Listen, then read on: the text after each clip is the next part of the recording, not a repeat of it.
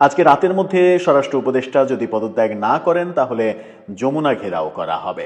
এবং আলটিমেটামটা কারা দিল? সরকারের খুব কাছের মিত্র হিসেবে আমরা যাদেরকে চিনি সেই এনসিপিরই ছাত্র সংগঠন জাতীয় ছাত্র শক্তি। শাহবাগে এই আলটিমেটাম দেয়া হয়েছে। তার মানে কি মধ্যরাতের পরে, এই ভিডিওটা যখন করছি তার কয়েক ঘন্টা পরে দেশের পরিস্থিতি আবার উত্তপ্ত হতে চলেছে, যখন আমরা জানি যে যমুনা সহ বিভিন্ন সেন্সিটিভ জায়গায় কোনো ধরনের সভা সমাবেশ করা নিষিদ্ধ, তখন কি যমুনা ঘেরাও করতে গেলে একটা অনাকাঙ্ক্ষিত পরিস্থিতির জন্ম নেবে? কোন দিকে যাচ্ছে পরিস্থিতি? চলুন কি হলো আজকে একটু আগে সেটা একটু জেনে দেখার চেষ্টা করে এই ভিডিওতে থাকবে। বলছিলাম স্বরাষ্ট্র উপদেষ্টাকে নিয়ে নানা ধরনের কথা হচ্ছে, তাকে পদত্যাগ করতেই হবে এই দাবিও জানানো হচ্ছে। প্রথম আলো নিশ্চিত করছে, তাদের শিরোনামটা দেখলেই বুঝতে পারবেন। তারা বলছে রাতের মধ্যে স্বরাষ্ট্র উপদেষ্টা পদত্যাগ না করলে যমুনার সামনে অবস্থান নেবে ছাত্র শক্তি। ছাত্র শক্তি কারা আমরা তো জানি। শাহবাগে এই দাবি জানানো হয়েছে। সেখানে বলা হচ্ছে যে স্বরাষ্ট্র উপদেষ্টা জাহাঙ্গীর আলম আজ বৃহস্পতিবার রাতের মধ্যে পদত্যাগ না করলে যমুনার সামনে অবস্থান নেওয়ার হুঁশিয়ারি দেওয়া হয়েছে। রাজধানীর শাহবাগে এক সমাবেশে এই আলটিমেটাম দেওয়া হয়। প্রধান উপদেষ্টাকে লক্ষ্য করে ছাত্র শক্তির সভাপতি জাহিদ হাসান তিনি বলেছেন, আমরা সাবধান করে দিচ্ছি ডক্টর ইউনূসকে।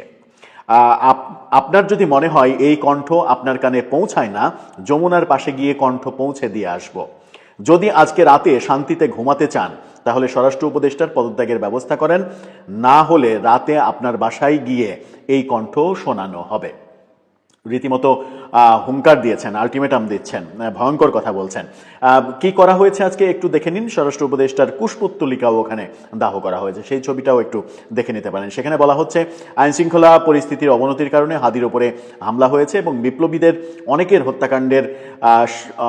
হত্যাকাণ্ডের শিকার হয়েছেন অভিযোগ করে ছাত্রশক্তির সভাপতি বলেছেন, এনসিপি নেত্রী জান্নাতারা রুমি আজ মৃত্যুর কোলে ঢলে পড়েছেন। তাকে দীর্ঘদিন ধরে সাইবার বুলিং করা হচ্ছিল, থানায় জিডি করেও কোনো প্রতিকার পাননি। একই সঙ্গে এর আগে গাজীপুরে বৈষম্য বিরোধী ছাত্র আন্দোলনের যারা নিহত হয়েছেন এই আইন শৃঙ্খলা অবনতির কারণেই হয়েছে। এই সব কিছুর জন্য স্বরাষ্ট্র উপদেষ্টাকে পদত্যাগ করতে হবে। ছাত্রশক্তির এই নেতা বলেন, আলু আর পেঁয়াজের দামের জন্য স্বরাষ্ট্র উপদেষ্টার দরকার নেই, বাণিজ্য ও কৃষি উপদেষ্টা আছেন। একজন মানুষ যার সঙ্গে সেন্স নেই, যার কোনো সেন্স নেই, নিরাপত্তা নিয়ে কোনো চেষ্টা নেই, তার মতো স্বরাষ্ট্র উপদেষ্টা অন্তর্বর্তী সরকারের দরকার নেই। তার কি বোধহয় জানা নেই যে স্বরাষ্ট্র উপদেষ্টা তিনি কৃষি উপদেষ্টা সহ তিনি কৃষি মন্ত্রণালয়েরও দায়িত্বে। সুতরাং ওইটা আলু পেঁয়াজের দামের কথা বলাটা স্বরাষ্ট্র উপদেষ্টার কাজ না। এই তথ্যে বোধহয় একটু গড়মিল আছে, কারণ তিনি কৃষি উপদেষ্টার দায়িত্ব যখন পালন করছেন তখন ওটাও তার কনসার্ন। ছাত্রশক্তির ঢাকা বিভাগের সাংগঠনিক সম্পাদক শ্যামলী সুলতানা জেদনি তিনি বলেছেন, স্বরাষ্ট্র উপদেষ্টা জাহাঙ্গীর আলম পদত্যাগ না করলে আমরা রাজপথ ছাড়ব না। প্রয়োজনে আওয়ামী লীগকে নিষিদ্ধ ঘোষণার জন্য যেভাবে প্রধান উপদেষ্টার বাসভবন যমুনা ঘেরাও করেছি, আজকেও সেভাবে যমুনা ঘেরাও করব। সমাবেশে বিভিন্ন ধরনের স্লোগান দেয়া হয়। অর্থাৎ এর আগে মে মাসে আমরা দেখেছি যে আওয়ামী লীগের কার্যক্রম নিষিদ্ধ করার যে ব্যাপার ছিল, তখন যমুনার সামনে এনসিপির সমাবেশ দেখেছি। সেই সমাবেশ নিয়ে নানা ধরনের বিতর্কও হয়েছে। সেখানে শীতল পানির বৃষ্টির ব্যাপার আমরা দেখেছি। এক ধরনের সেই সমাবেশকে যমুনা আমন্ত্রণ জানিয়েছিল, কিন্তু এবার যমুনা বোধহয় আমন্ত্রণ জানাতে পারবে না, কিংবা এই অবস্থানের পক্ষে থাকতে পারবে না। সিদ্ধান্ত বল এখন প্রধান উপদেষ্টার কোর্টে। তিনি কি করবেন? তিনি কি এই আলটিমেটাম মেনে নিয়ে স্বরাষ্ট্র উপদেষ্টাকে তার দায়িত্ব থেকে সরিয়ে দেবেন, নাকি একেবারেই তিনি পদত্যাগ করবেন? দায়িত্ব থেকে সরিয়ে দিয়ে অন্য কাউকে কি দায়িত্ব দেবেন তিনি?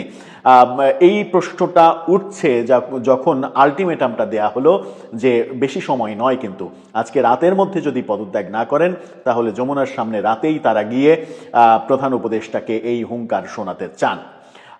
যদিও এই সমাবেশে পুলিশের কোনো বাধা দেওয়ার ঘটনা আমরা শুনিনি, গণমাধ্যমে সেরকম কোনো খবর আসেনি। যমুনায় যেতে চাইলে সেখানে কি পুলিশ বাধা দেবে, নাকি যমুনাতে তাদেরকে যেতে দেয়া হবে? অনেক প্রশ্ন। সামনে সমাধান কোনটা?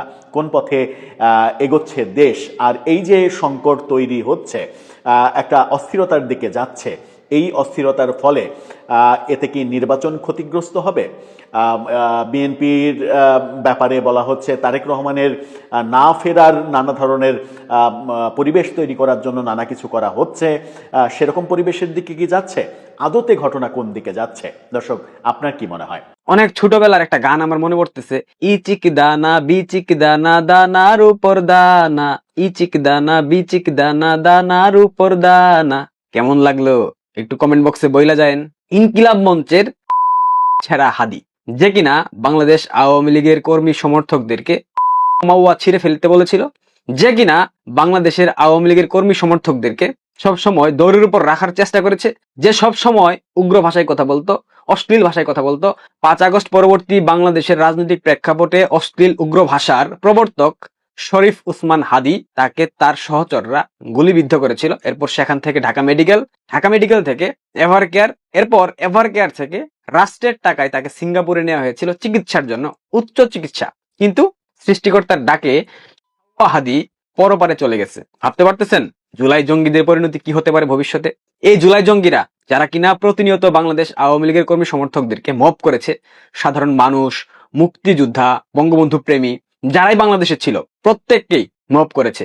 এই মব জিনিসটাকে তারা স্বীকৃতি দিয়েছে, এই মব জিনিসটাকে তারা সমর্থন করেছে, এবং বর্তমান অন্তর্বর্তীকালীন সরকার এই মববাজ, এই উগ্রবাদী, জঙ্গি, এই চরমপন্থী যে টাইপের লোকগুলা হাদির মতো, এদেরকে সব সময় কাছে টেনেছে, পাশে রেখেছে, সব ধরনের সুযোগ সহায়তা দিয়েছে। এবং বাংলাদেশের নির্লজ্জ প্রশাসন, উলঙ্গ প্রশাসন হাদির মতো অসংখ্য বাচ্চাকে গত 15 মাসে জন্ম দিয়েছে। হাসনাত আব্দুল্লাহ হাদির পর নেক্সট লক্ষ্যবস্তু, সে নিজেই তাকে সেটা দাবি করে নিয়েছে যে তাকে হত্যা করা হতে পারে। হাদি একটা উদাহরণ আপনাদের জন্য। অনেকে আমাকে বলবেন, একজন মানুষ মরে গেছে, আপনার মধ্যে ন্যূনতম মানবতা বোধ থাকলে আপনি এভাবে ট্রল করতে পারতেন না, এভাবে গান গাইতে পারতেন না। সুশীলতার মাইরে ... বুঝেন না কি বলছি? সুশীলতার ধার ধারি না। যেই উগ্রবাদী জঙ্গি চরমপন্থীরা বাংলাদেশের স্বাধীনতা সার্বভৌমত্বকে হুমকির মধ্যে ফেলে দিয়েছে, যেই উগ্রবাদী চরমপন্থী সন্ত্রাসী জঙ্গিরা 80 বছর বয়সী বৃদ্ধা একজন নারী নেত্রীর অন্তর্বাস নিয়ে উদযাপন করেছে, যেই চরমপন্থী উগ্রবাদী জঙ্গিরা বাংলাদেশের সাধারণ মানুষদেরকে অশান্তির মধ্যে ফেলে দিয়েছে, বাংলাদেশের সকল কিছুকে ধ্বংস করে ফেলেছে, প্রত্যেকটা সেক্টর, বাংলাদেশের প্রত্যেকটা অর্গানকে বিপর্যস্ত করে ফেলেছে, সেই জঙ্গিদের মৃত্যুতে বাংলাদেশের সাধারণ মানুষ খুশি হয়েছে, উৎসব করছে, মিষ্টি বিতরণ করতেছে। বিলিভ না হইলে তার যে মৃত্যুর স্ট্যাটাস গুলা হয়েছে, তার মৃত্যুতে যে গণমাধ্যমগুলা সংবাদ প্রকাশ করেছে, প্রত্যেকটা গণমাধ্যমের সংবাদের কমেন্ট বক্সে আপনারা গিয়ে ঢুকে দেখেন, আপনারা নিশ্চয়ই বুঝে যাবেন এই জঙ্গি, উগ্রবাদী, অশ্লীল, অশ্রাব্য ভাষার যে প্রবর্তক এই শরীফ উসমান হাদির মৃত্যুতে তারা খুশি হয়েছে। কারণ বাংলাদেশ কিছুটা হলেও পাপ মোচন করেছে, কিছুটা হলেও কলঙ্ক মুক্ত হয়েছে। আজকে এই সন্ত্রাসী জঙ্গিরা বাংলাদেশের স্বাভাবিক রাজনৈতিক পরিস্থিতিকে একদম ধ্বংসের মুখে ঠেলে দিয়েছে। রাজনীতি রাজার নীতি, রাজনীতি করতে হলে ন্যূনতম ভদ্রতা, মার্জিত আচরণ, বিনয়ী হতে হয়। কিন্তু এই হাদির মতো উগ্রপন্থী, চরমপন্থী ছেলেটার মধ্যে কোনো প্রকার ভদ্রতা, মার্জিত আচরণ আমরা দেখি নাই। মুক্ত মঞ্চে দাঁড়িয়ে জনসাধারণের সামনে সে যখন মাওয়া ছিঁড়ে ফেলার কথা বলে, তখন তার প্রতি ন্যূনতম মানবিকতা কাজ করে না। বিকজ সুশীলতার মায়েরে এইটা বুঝেন নাই, আমি সুশীলতার ধার ধারি না। হাদির মৃত্যুতে বাংলাদেশের সাধারণ মানুষ খুশি হয়েছে, কারণ এরকম উগ্রপন্থী, চরমপন্থী, জঙ্গি, সন্ত্রাসীরা যারা কিনা প্রতিবেশী রাষ্ট্রের সাথে প্রতিনিয়ত সম্পর্ক নষ্ট করার জন্য উঠে পড়ে লেগেছে, যারা বাংলাদেশে গৃহযুদ্ধ লাগাতে চায়, যারা বাংলাদেশের স্থিতিশীলতাকে নষ্ট করে বাংলাদেশের অর্থনীতিকে ধ্বংসের দিকে ঠেলে দিয়ে বাংলাদেশকে ইউক্রেন বানাতে চায়, তাদের জন্য আমার এত অন্তর থেকে ভালোবাসা কাজ করে না ভাই। আমি সবার মতো না, আপনারা আমাকে যারা চেনেন তারা নিশ্চয়ই জানেন আমার মধ্যে কোনো সুশীলতা নাই। আমি যা বলি সরাসরি বলি, আড়াল থেকে আমি কোনো কথা বলতে পছন্দ করি না। হাদির মৃত্যুতে আমি খুশি হয়েছি, বাংলাদেশ খুশি হয়েছে। বাংলাদেশের স্বাধীনতা সার্বভৌমত্ব যে কলঙ্কিত হয়েছিল, সেই কলঙ্ক একটু হলেও মোচন হয়েছে। এবং আরো যে জঙ্গিগুলো আছে এদের এরকম নির্মম পরিণতি হবে। আমি খুব করে চেয়েছিলাম হাদি বেঁচে থাকুক, হাদি বেঁচে থাকলে হাদির সাধারণ মানুষ ছিঁড়ে ফেলতো।